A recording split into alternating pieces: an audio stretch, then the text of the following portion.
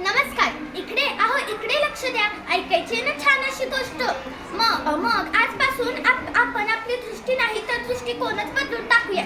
तर ते कसं, ही गोष्ट ऐकल्यावर ते तुम्हाला कळेलच. सर्व आदरणीय गुरुजन वर्ग व माझ्या सर्व गोड सवंगड्यांना यांना माझा नमस्कार. माझे नाव मायना मुराद भगवान. माझ्या गोष्टीचे नाव आहे दृष्टी नाही तर दृष्टिकोन बदला, नजर नाही तर नजरिया बदलो. कोणीतरी सांगून दिले आहे की जर तुमच्या वाटेत खूपच काटे असले आणि तुमच्याकडे चांगले बूट असले तर तुम्ही सहजच ती वाट पार करणार. पण तुमच्या बूटमध्ये एकही काटा असला तरी तुम्ही 4-5 पावले चालू शकाल. म्हणून माणूस बाहेरच्या म्हणजे सोपी गोष्ट काय की माणूस बाहेरच्या समस्याने नाही तर आतल्या भीतीनेच खचतो. तर मी आज तुम्हाला एक गोष्ट सांगणार आहे. माझ्या गोष्टीचे नाव आहे दृष्टी नाही तर दृष्टिकोन बदला. एक राजा होता. त्याचा एक मित्र सेनापती होता. तो सेनापती खूपच सकारात्मक विचाराचा होता. काहीही झाले तरी तो म्हणायचा बहुत बढ़िया बहुत बढ़िया. कोणाचं लग्न झालं तरी बहुत बढ़िया बहुत बढ़िया. कोणाची बायको मेली तरी बहुत बढ़िया बहुत बढ़िया. असेच चालत होते. एके दिवशी राजा त्याची तलवार साफ करत होता आणि तलवार साफ करत असताना ती राजाच्या हातून निसटली आणि राजाच्या हातून ती निसटल्यावर ती जाऊन पडली त्याच्या अंगठ्यावर आणि त्याचे अंगठे तुटले.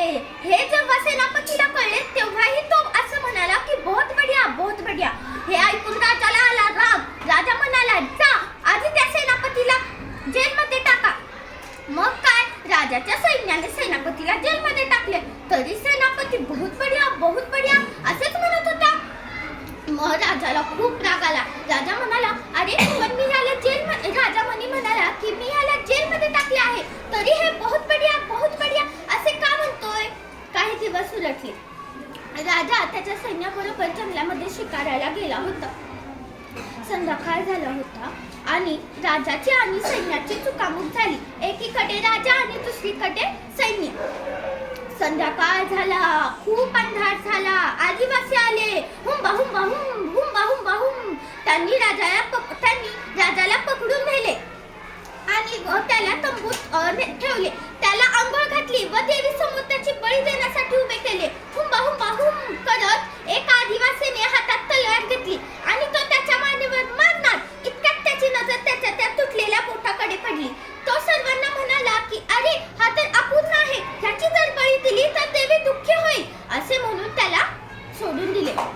मग राजा कसा बसा आपल्या दरबारात पोहोचला. तो म्हणाला आधी त्या सेनापतीला माझ्या समोर उभे करा. सेनापती समोर आला. सेनापतीला राजाने सर्व घडलेली हकीकत सांगितली. सेनापती म्हणाला बहुत बढ़िया. राजा त्याला विचारतो की अरे हे बघ मी तर वाचलो पण तू एवढा दिवस जेलमध्ये होता, तू का बहुत बढ़िया म्हणतोयस. मग यावर सेनापती बोलला राजाजी जर मी जेलमध्ये नसतो तर मी पण तुमच्यासोबत शिकारायला आलो असतो आणि मला पण तुमच्यासोबत आदिवासींनी पकडले असतो. तुम्ही अपूर्ण होतात म्हणून वाचलात पण मी तर पूर्ण होतो ना. माझी तर मान कापली असती ना त्यांनी.